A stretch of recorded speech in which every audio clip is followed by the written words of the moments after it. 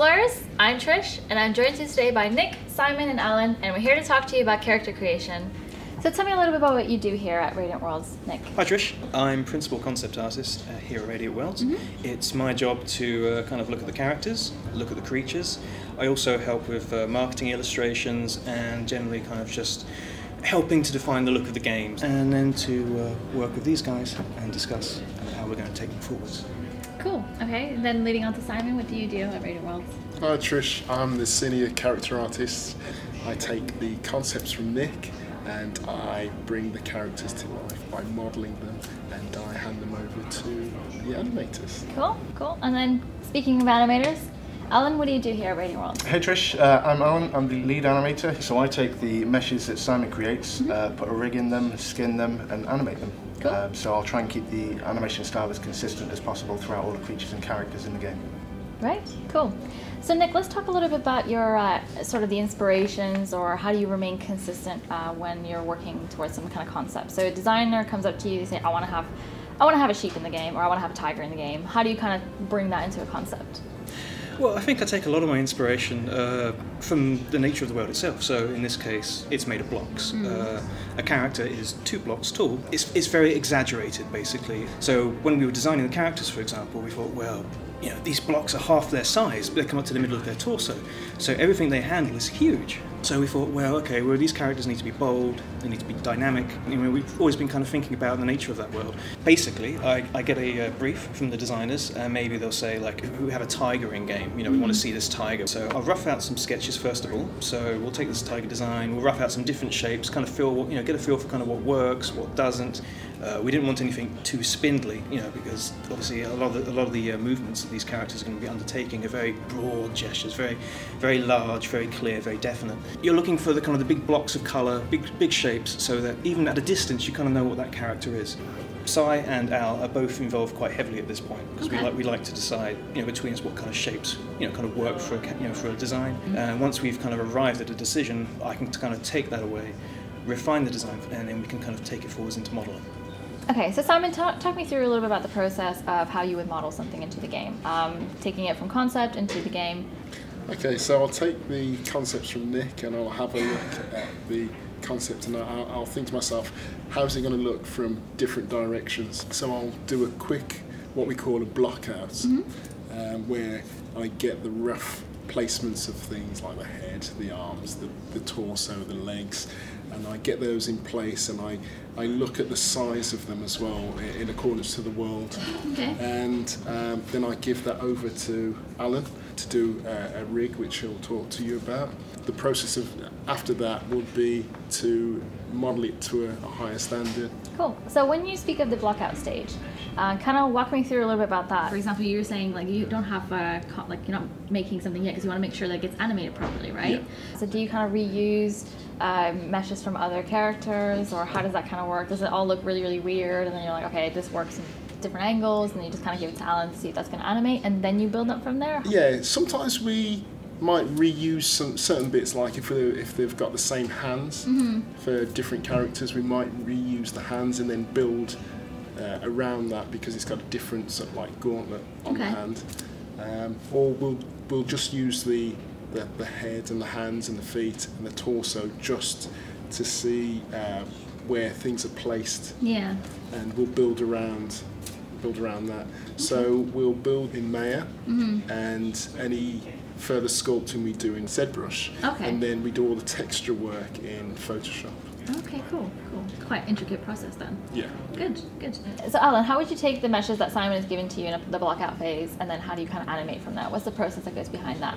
Yeah, so I'll take the rough block out that he was talking about before, and I'll put an initial pass of a rig in there, and then give it a basic skinning pass. So the rig is a series of bones, and then from those bones we'll have controllers there, so we can drive about how the character actually moves. And once that's in place, we can just create a suite of animations for it. So create walk cycles, run cycles, breathe cycles, and then also work alongside the gameplay designer to come up with an even bigger list how the creature will move, how it will attack. And some unique movements as well. All unique movements, yeah, to make that character bespoke. Cool. So, for example, Let's talk a little bit about actually the inspirations behind some of your animations, because I really like the sheep animations or the wolves. I find that they jump at you, they kind of lunge at you, they have those kind of unique animations. Is that something that comes from the feedback that you give to Simon and Nick, or do they feedback to you on that? I'll look at the concept that Nick draws and I'll get an idea of how I think the character should move in my head. So just get a character across. And then depending on what creature that is, I'll always look to real life first to see how that moves, just to use that for reference. Then take that and then give it its own SkySaga twist. So just inject a bit more personality into it. Okay, cool. Okay, so then in terms of animating the humans, how do you kind of draw inspiration for the animations for that? So I'll sit down with the other animator and we'll come up with an idea of, the moves that we want to see. And then when we've got that, we'll act it out maybe, which means swinging swords around the office and things like that. And then once we've got that, we can then take that to the computer and then put the poses that we do into... Cool. Okay, so let's do a rundown of how your communication works on a day-to-day basis, on a week-to-week basis. You guys obviously have to work very closely together. Can you kind of give me a walkthrough of how you guys talk?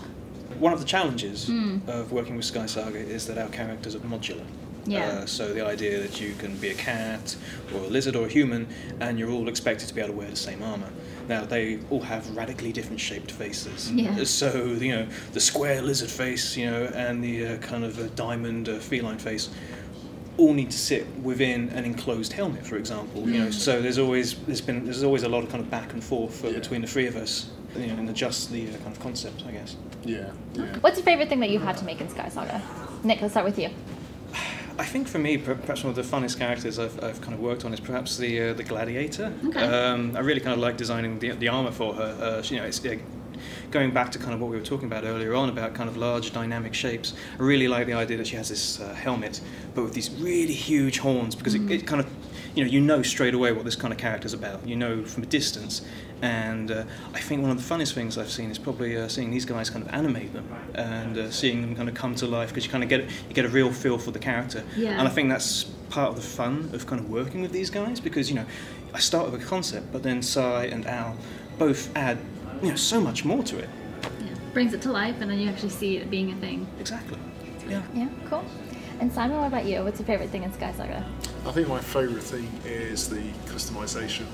It's a real pleasure to be able to get all the different pieces together and have them working together, and you're able to change the colours on the hair, change the colours on the skin, the eyes, and just putting all those pieces together. I think that's a really kind of fulfilling thing to do. Okay, cool. And Alan, what about you?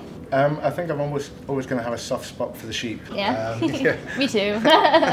It was one of the first characters to go in the game. It's just really simple, and looking at the original concepts that Nick did, you can see them and instantly picture how it's going to move in your head because of its simplicity. I mean, it's essentially just a cube. To get that much character, not just a cube. To get that much character across, to get that much character across from just a simple shape is quite fulfilling. And then watching other people and having them adore it as well is quite a nice feeling. They're really cute. So what's some of the advice that you can offer to some of the hopefuls looking to get into some of your roles? So for example, Nick, what if someone wanted to get into concept art or even into the industry? What's some of the advice that you can offer to them? Well, I actually started off with product design. Right. Okay. So, kind of designing chairs and things like that. And people will kind of look at my work and go, no, Nick, you should be a graphic designer. And I kind of look at my work because it was, I would always focus on the presentation. And I think, maybe you're right. Maybe I should be a graphic designer. Moved on to graphic design. And then basically everyone said, you should be an illustrator. And I looked at it again and you think, actually, yes, this is it. And it was at that point that I realized that, if you wanted to kind of work in this kind of industry, you really had to kind of take a chance. I think as a concept artist, there's an awful lot of information out there now. There's an awful lot of artists. You can go online, you can see a lot of portfolios. There is a lot of inspiration out there, which is fantastic. You can see what people are doing all around the globe. And that's very exciting. It can also be very daunting. So I think my advice would probably be to, take that all on board, but also, allow yourself time to kind of step back from it. Realize that it's not a race. That you can take time to kind of make mistakes, and that's okay, because we all make mistakes. So just be sure to basically remember what brought you into the industry, what inspires you to kind of create art. And whilst you can take on other people's inspiration, make sure that your own ideas, your own character, your own personality kind of comes through in your artwork. Cool. And Simon, what about you? What's some of the advice you can offer to some of the modeler hopefuls getting into the world? My advice, first and foremost, is as a modeler, you're an artist. Have your art as your sort of like central focus. It's good to know the programs because they're essential. Yeah. But it's even better to have a good foundation in traditional art. Okay. I'd always say that, and we always see different students, and I always tell them that concentrate on your traditional art because you can learn the programs, but then if you get a concept, for instance, you need to know what to do with it, you need to know how to texture this, and you need a good idea of colour theory, and when you're modelling you'll need to know about anatomy. Yeah, okay. So always have a good, strong traditional Understanding. understanding. Okay, yeah, cool. Alan, what's some of the advice you can give to some of the animators that want to get into the industry? Probably just watch a lot of animation, really. Analyse it, analyse why it's good and why it's bad in some cases. Okay. And then just practice animation. So start off with a bouncing ball, then go into walk cycles and try a bit of acting in terms of animation. Watch animation, pick it apart, really analyse it, and the main thing is just practice, push yourself, and don't be afraid to get critique of your own work. Okay, cool. Thank you guys so much for talking to me, and we'll talk to you guys next time. Bye! Bye.